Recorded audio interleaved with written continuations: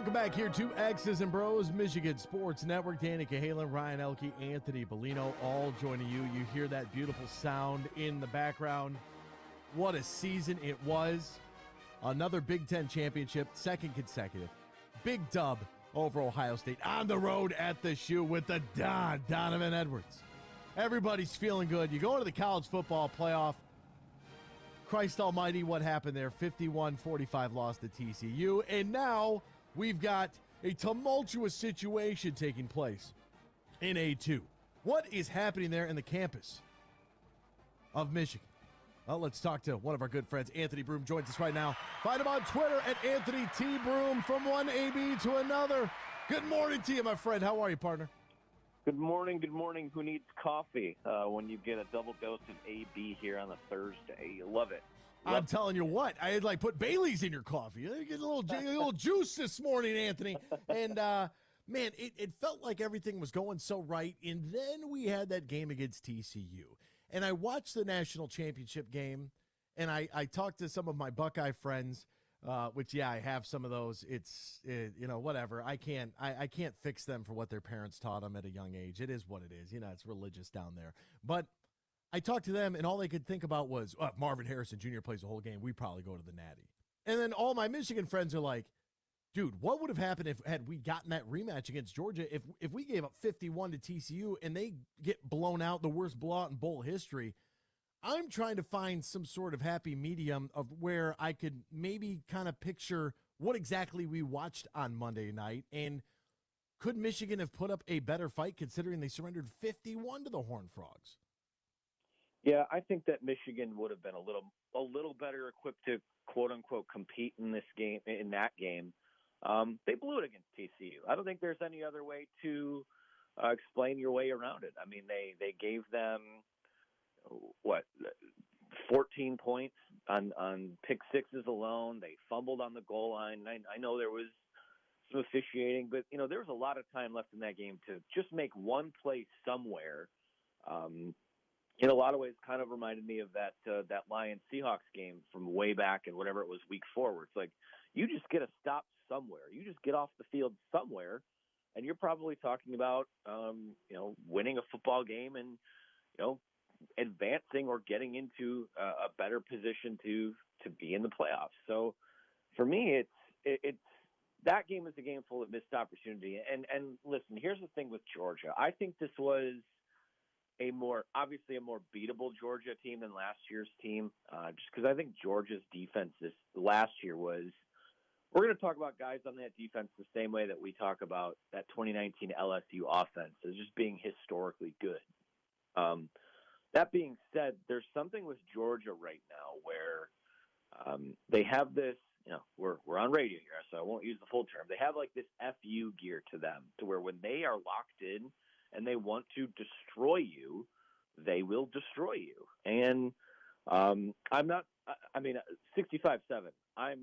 That's on a national title game. That's stunning. I mean, But when you look at all the analytics and the team that TCU was, I don't know how you can be a Michigan fan and look at this and go, God, we are a better football team than them, and we let one slip away, we shot ourselves in the foot, and as it turns out, shooting yourself in the foot, both on and off the field, has become kind of a theme over the last couple of weeks. So it's frustrating. It's a missed opportunity. I know there's still a window for Michigan to kind of get back to where they were the last couple of years, and maybe even advance a little further in these next few years. But God, you really could have had your cake and ate it too this year.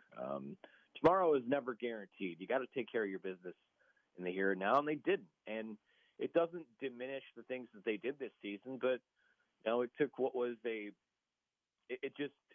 leaves a sour taste in your mouth in terms of what could have been. It really truly does, and I like that. Thank you, one, for censoring yourself here on FCC Radio. But yeah, they definitely do have that gear of when Kirby Smart was getting interviewed before the game, and Holly Rowe asked him, I forget what the actual question was, and his one-word answer was aggression. And she's like, that's it? And he's like, that's it. And I'm like, oh, okay, all right. I thought maybe TCU could win this football game, or at least, keep it, you could take them to cover. That wasn't going to happen.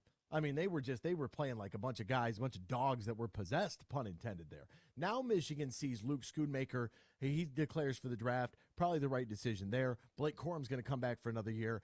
That's a lot of fun. But who is going to be the head coach at Michigan? I saw Albert Breer, talking about the next head coach, for the Indianapolis Colts could be one of two guys, and it could be Jim Harbaugh or Ben Johnson. I talk about the sum of all fears right now. I mean, are you kidding me? You're trying to take away the offensive guru with Jared Goff or the Michigan man himself, Jim Harbaugh. What has happened here outside of the NCAA investigation for Burgergate? What is going on between Jim Harbaugh, Warde Manuel, football program, athletic department, president of the university? Like, how are we even at this junction right now? Yeah, I mean, that's a loaded question, right? Like, this is obviously there have still been kind of some sour feelings over the pay cut from a couple of years ago, and Michigan did its part last year to put some money back in his pocket, but still, this is, you have to look at things and market value, and what Jim Harbaugh has done over the last 2 years and what Michigan's been building towards is as being a team who can get to and stay in that college football playoff. They are, I think, heading into next year, the best team in the Big Ten. And to be honest with you, I think there's kind of a little bit of a gap there now. I don't think the team that Ohio State brings back next year will be quite as good as the teams they had these last couple of years. So Michigan has this, this is sustainable. What they've done the last couple of years is sustainable, but this situation where you come into every offseason going, will he or won't he leave for the NFL? And Michigan is a little hesitant to give him maybe a Mel Tucker or James Franklin type of contract, which to me is I'll look at it from both ways here, but to me, the idea that you wouldn't be willing to pay your head coach market value for what he's done is asinine, because Michigan can do that. Michigan prints money. Michigan has the resources to make that happen. I think from a Jim Harbaugh perspective, again, now a couple years ago, when coming off the COVID year, when things were dire, and you're telling the guy, hey, listen, you can come back and coach here, but we're going to cut your pay and you can earn it back with incentives. As a stopgap, I get it. But to do what they've done the last couple of years and say, okay, well, we're going to bump your pay a little bit here.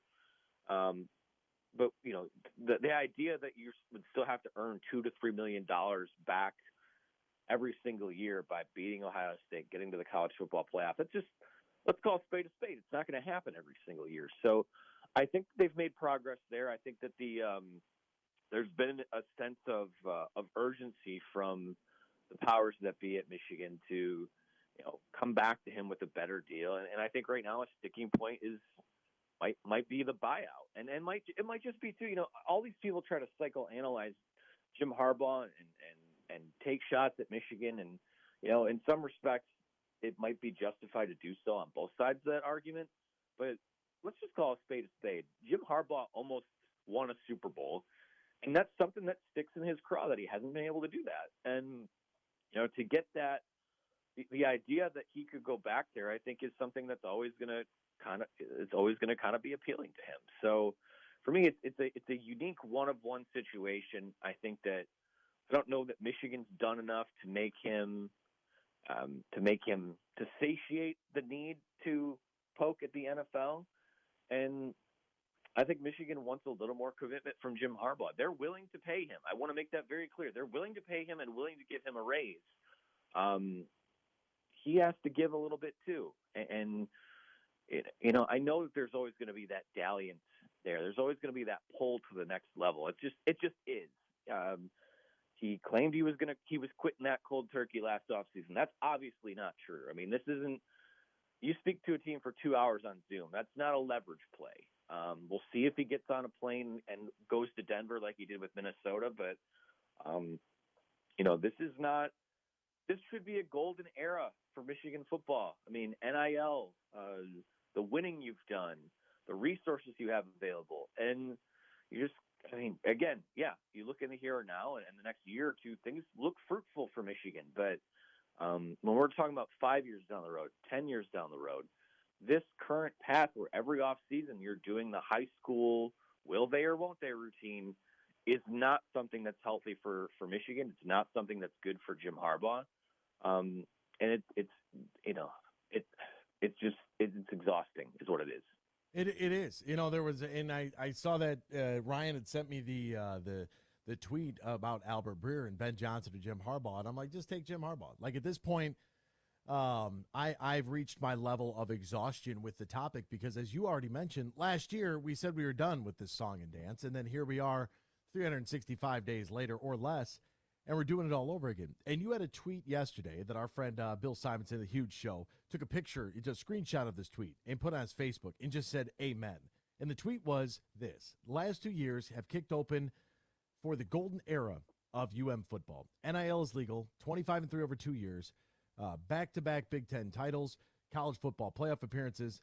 You take back the OSU rivalry, and instead, more contract strife, recruiting and NIL woes, a rift between the admin and the head coaching position. This is a massive missed opportunity.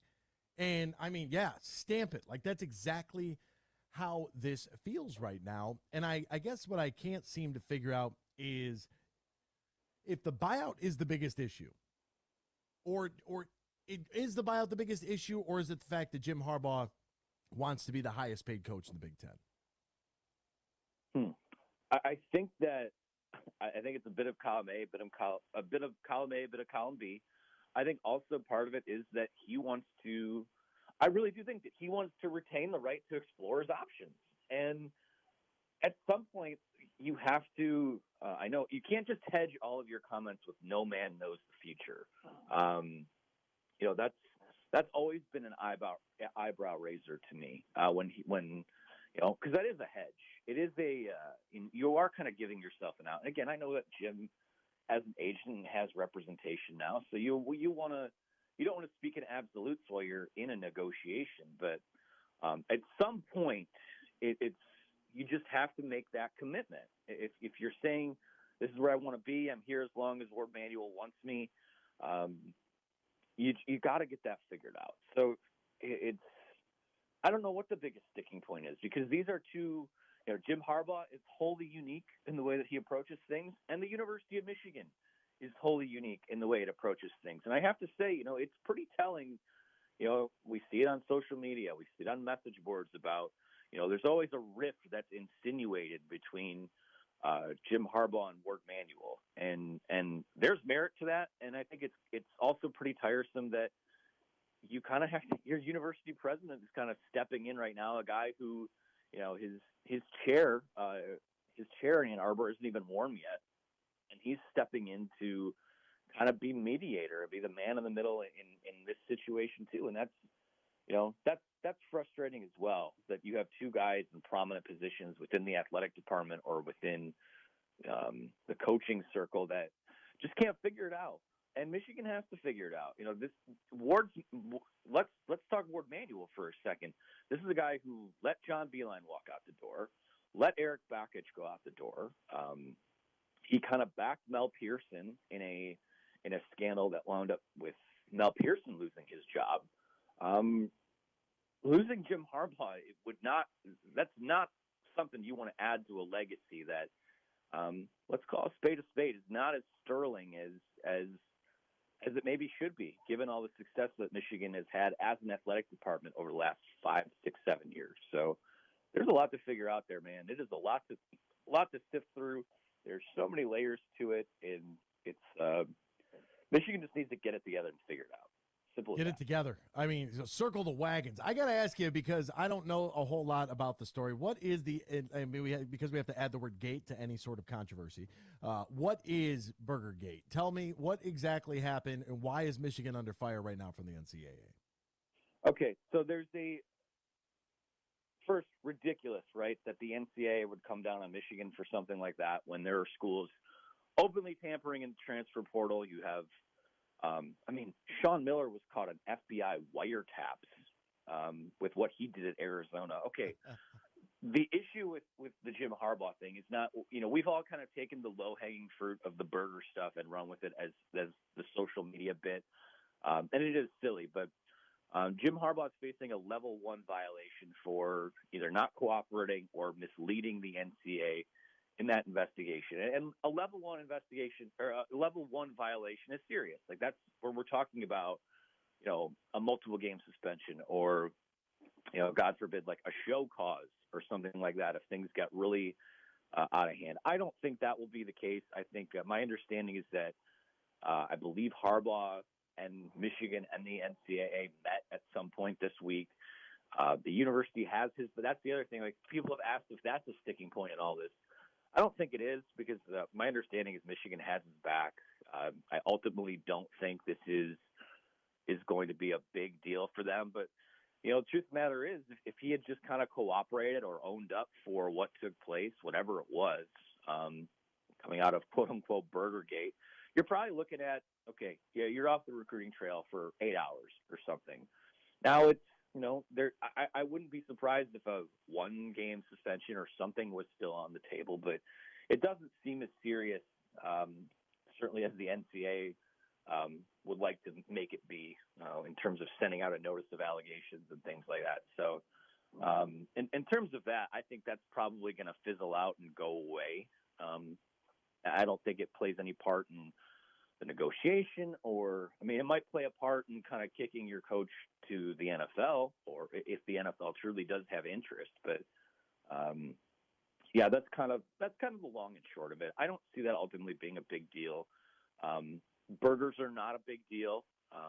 But yeah, you gotta, I know we want to sit there on social media and say that the NCAA should pound sand, but you can't sit there as a head coach and tell them to stick it. You know what I mean? You can't do that.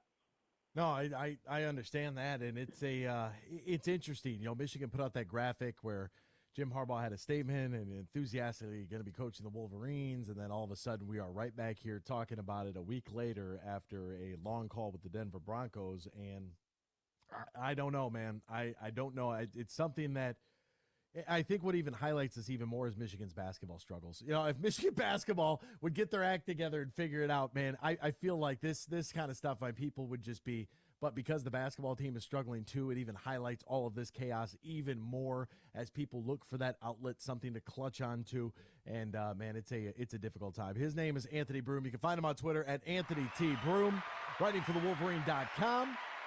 Find his work there. Find him on Twitter. Anthony, my friend, I'm glad we found you this morning to stop by and join us and try to explain what in God's green earth is happening there in Ann Arbor. Thank you so much, my friend. We appreciate you. Of course. Thanks for having me, guys.